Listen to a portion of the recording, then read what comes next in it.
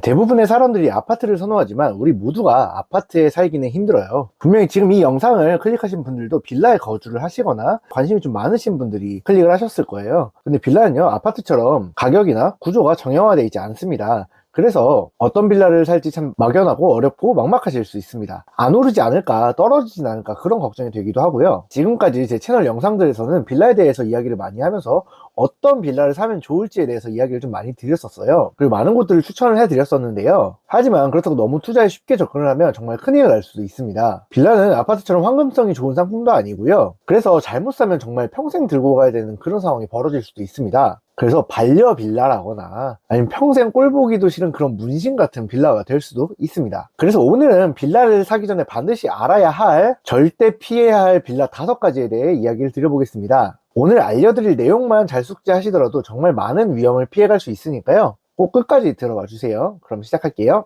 반드시 피해야 할 빌라 첫 번째입니다. 바로 신축 분양 빌라예요. 인간은 모두가 본능적으로 새 거를 좋아하게 되어 있습니다. 새 차, 새 옷, 새 핸드폰 등등 모든 상품을 다 새 거를 좋아하게 되어 있어요. 그리고 집 역시 당연히 새 집을 좋아하는 게 일반적입니다. 그리고 신축 빌라 현장들을 가보면 정말 눈이 휘둥그레해질 정도로 정말 좋게 해놓은 집들이 정말 많고요. 정말 삐까번쩍합니다. 그래서 이런 식으로 방송에서 엄청나게 좋은 집으로 신축 빌라들을 소개하기도 하고요. 그 요즘 빌라들은 대부분 구조 역시 거의 아파트처럼 뽑아놓기 때문에 실제로 정말 많은 신혼부부나 여성분들이 선호를 하시기도 합니다. 우리가 아파트 분양을 정말 많이 갈망하지만 워낙 청약이 쉽지 않다 보니까 상대적으로 저렴한 빌라 분양에 혹하기도 합니다. 그리고 분양 문구들을 보면 실제로 매매가를 적기보다는 이런 식으로 이제 실입주금이라는 표현을 많이 써요. 실제로는 돈이 거의 필요 없는 것처럼 이야기를 하기도 합니다. 그런데 그런 유혹에 빠져서 신축 빌라를 덜컥 사게 되면 정말 큰 위험에 빠지게 될 수도 있는데요. 그 이유는 아파트와 달리 신축 빌라는 분양가 심사 자체를 받지를 않습니다. 그래서 대부분의 신축 빌라는 시세보다 상당히 비싸게 분양을 하게 됩니다.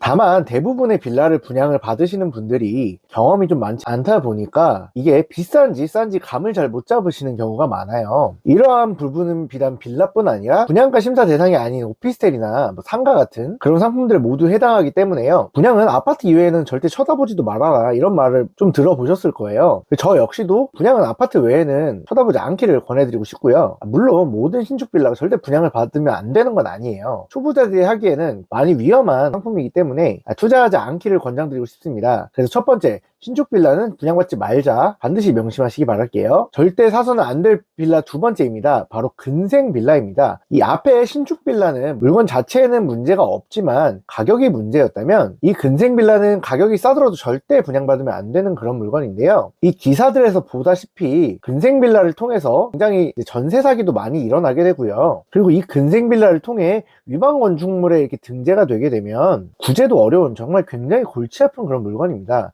그렇다면 근생빌라가 어떤 걸 말하는 걸까요?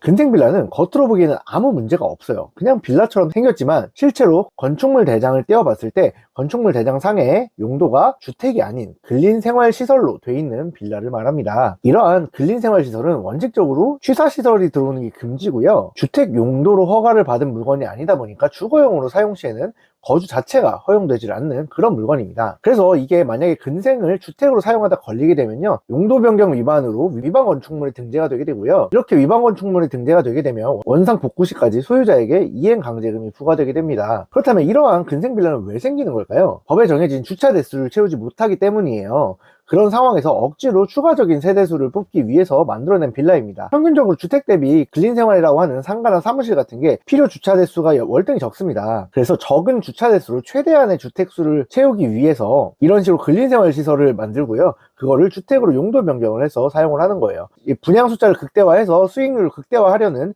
건축주의 꼼수인 거죠. 근데 이걸 모르고 만약에 근생 빌라를 사게 되면요, 정말 큰 고생길이 시작될 수도 있습니다. 팔수도 양성화를 해서 합법화를 하기도 정말 어려운 물건이기 때문이죠. 그래서 애초에 근린생활 시설로 접근해서 상가나 사무실 용도로 쓰려는 게 아니면 절대로 사서는 안 될 그런 물건입니다. 이 역시 모든 근생 빌라를 사서는 안 되는 건 아니지만 초보자가 관심을 가질 만한 그런 물건은 아니기 때문에 피해 가시길 권장드리겠습니다. 그럼 이제 피해야 할 빌라 세 번째입니다.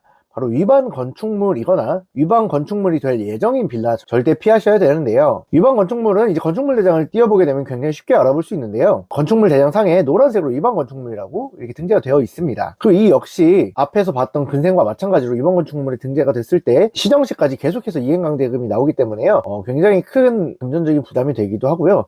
이렇게 위반 건축물이 등재가 됐을 때 세입자를 드리거나 아니면 이제 매도를 할 때 대출이 제대로 나오지 않는 그런 경우가 많습니다. 그래서 이러한 위반 건축물을 사실 때는 굉장히 주의를 하셔야 되고요. 그리고 지금 위반 건축물이 아니더라도 추후에 금방 위반 건축물로 변경될 예정인 건들이 있습니다. 바로 이런 식으로 외부 마감이 기존 마감과 좀 다르게 되어 있는 이런 물건들 같은 경우에는요, 지금 위반이 아니더라도 어제나 분명히 위반에 등재가 될 수밖에 없는 그런 물건들입니다. 이곳은 원래 건물이 올라가면 안 될 자리에 이런 식으로 사후에 공사를 통해서 주택으로 사용하고 있는 거라고 볼 수 있는데요. 이렇게 짓는 이유는요, 일조권 사선 제한이라는 건축법상의 규제 때문입니다. 인접한 주택에 빛이 들어가는 걸 보장해주기 위해서요, 이런 식으로 이쪽에는 옆집에 빛이 들어가는 걸 보장해주기 위해서 건물을 짓지 못하도록 되어 있는데요, 이를 앞에서 봤던 근생과 마찬가지로 건축주의 이익을 극대화하기 위해서 이런 식으로 위법하게 사용을 하고 있는 겁니다. 물론 위반 건축물이 있다고 해서 무조건 사면 안 되는 그런 건 아니에요. 하지만 큰 금액을 들이지 않고 가볍게 떼어낼 수 있는 위반 건축물 같은 경우에는요, 가격만 저렴하다면 충분히 타협을 해볼 수 있는 여지가 있지만, 만약에 이런 식으로 마감이 크게 되어 있거나 대수선이나 새롭게 마감을 해야 되는 경우에는 조금 싸다고 위반 건축물을 샀다가 정말 큰 낭패를 볼 수 있습니다. 그래서 현재 위반이 아닐지라도 이러한 위반이 될 수 있는 특징을 가진 건물들을 꼭 기억하셔서요, 위반에 걸릴 소지가 있는 물건이라면 이 부분까지 가격에 산정하셔서 반드시 굉장히 싸게 사오셔야 합니다. 그래서 이 부분 잘 명심하시고요. 이제 네 번째부터 조금 내용이 어려워져요. 절대 피해야 할 빌라 네 번째입니다. 현재 진행되고 있는 재개발 사업지 내에 빌라 중에 권리산정 기준일 이후에 지어진 빌라는 절대로 피하셔야 됩니다. 이미 재개발이 진행이 되고 있는 곳인데 가끔 많이 저렴한 신축 빌라를 만날 때가 있습니다. 재개발이 뭔지 권리산정일이 뭔지 잘 모르는 상황에서 주변 시세보다 좀 많이 싸게 분양을 한다면 한 번쯤은 의심을 해보실 필요가 있어요. 권리산정 기준일이라는 개념 자체가 좀 많이 생소하실 수 있어요. 이는 정비사업을 진행을 할 때 무분별한 쪽이기 때문에 사업성이 악화되는 걸 원천적으로 차단하는 제도인데요, 일반적으로 재개발에서는 한 세대당 하나의 입주권이 나가게 됩니다. 이러한 개념이 없던 시절에 재개발이 진행이 되면서 단독 다가구를 철거하고 그 자리에 수십 세대의 빌라로 나눠서 신축을 했었고요. 그래서 그 당시에 재개발을 진행을 하다가 갑자기 많은 신축이 생겨나면서 사업성이 악화가 됐고, 결국에는 신축업자들의 배만 불리고 본래 목적이었던 주택 공급은 거의 이루어지지 않았었습니다. 이러한 이유로 법을 제정하고 권리산정 기준일이라는 걸 만들게 되었는데요, 그래서 이러한 권리산정 기준일이 생기고 나서는 이 날짜 이후에 지어진 빌라들에 대해서는 입주권이 나가지 않고 감정가대로 현금 청산을 하게 된다, 이러한 내용입니다. 그래서 만약에 신축이나 준신축 빌라들을 사시려고 할 때 이곳이 어떤 재개발로 진행이 되고 있는지 반드시 파악을 하셔야 되고요. 그리고 그곳의 권리산정 기준일이 언제인지, 그리고 해당 빌라의 착공일이 언제인지 반드시 확인을 해보셔야 됩니다. 일반적으로 감정가는 시세보다 많이 싸게 나오기 때문에요, 현금 청산을 당하게 되면 굉장히 큰 손해를 볼 수 있거든요. 그래서 이 부분 반드시 아셔야 되고요. 물론 권리산정 기준일 이후라도 거래를 하는 건 전혀 상관이 없고요, 그 이후에 착공이나 준공되는 물건들에 대해서 현금 청산이 된다는 점 잘 알아두시기 바랍니다. 네, 반드시 피해야 할 빌라 다섯 번째, 마지막입니다. 3080 공공 재개발 사례인데요, 이 3080 재개발로 진행이 되는 곳의 빌라는 절대 사시면 안 됩니다. 아니, 그렇게 재개발 빌라 꼭 사고 권리산정 기준일 이후에는 사도 상관이 없다더니 왜 이건 또 사지 말라고 하는 거냐, 이렇게 생각을 하실 수도 있는데요, 이 물건 같은 경우에는 겉으로 보기에는 뭐 빌라 자체에 아무 물건이었고요, 이제 재개발이라는 거에서 아무 문제가 없어요.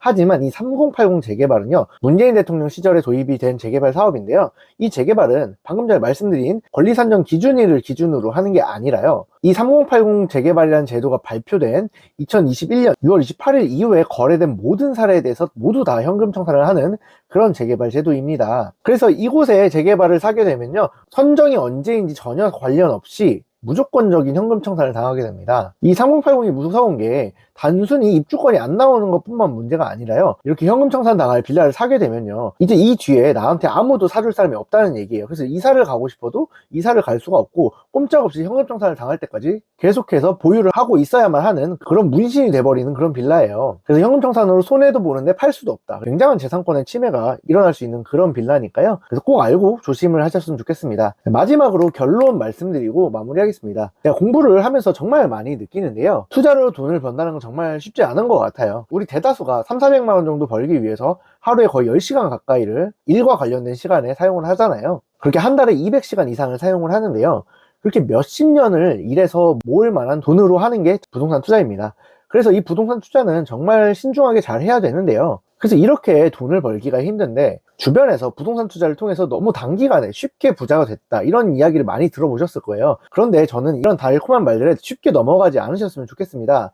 투자가 정말 쉽지 않습니다. 저희 채널의 목적이 소액 빌라 투자로 부의 차선 올라타기라고 이야기를 드렸잖아요. 근데 이제 소액 투자가 금액이 작기 때문에 접근을 하기가 쉽고 그래서 좀 되게 쉽게 투자를 많이 하시는데요. 사실 소액 투자가 정말 어려운 영역이라고 저는 생각을 해요. 왜냐면 남들이 모두 좋아할 만한 곳들은 안전한 편이에요. 하지만 정말 많이 비쌉니다. 그래서 일반적인 사람들은 접근하기가 쉽지가 않아요.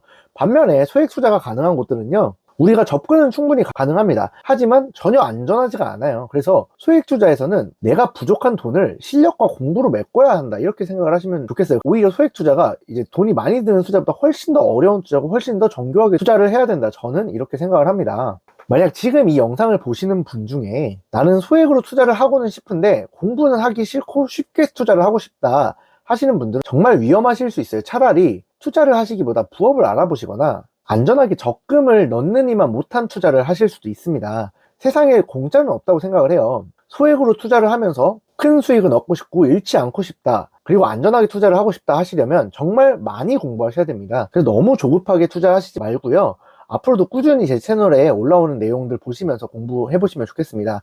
마지막으로 오늘 내용 다시 한번 정리해 드리면서 마무리하겠습니다. 일단 첫 번째로 신축 빌라 같은 경우에는 너무 비싸기 때문에 제가 권해드리지 않았고요, 근생 빌라나 위반 건축물 같은 경우에는 이행 강제금적인 문제도 있고 매도할 때 굉장히 쉽지 않다는 단점이 있기 때문에 추천드리지 않았고요. 네 번째와 다섯 번째는 이제 현금 청산을 조심하라는 말씀을 드렸습니다. 오늘 내용 숙지하셔서 이러한 빌라들만 피하셔도 굉장히 많은 위험을 피해 가시는 거니까요, 성공한 소액 투자에 한 걸음 더 다가가실 수 있을 겁니다. 네, 오늘 내용이 유익하셨다면 구독과 좋아요, 알림 설정 해주시고요, 저희 채팅방도 운영하고 있으니까 놀러 오셔서 함께 이야기 하시다 보면은 소액 투자에 대한 많은 아이디어 얻어가실 수 있을 거예요. 여러분 오늘도 긴 영상 시청해 주셔서 감사하고요, 오늘도 좋은 하루 되세요. 감사합니다.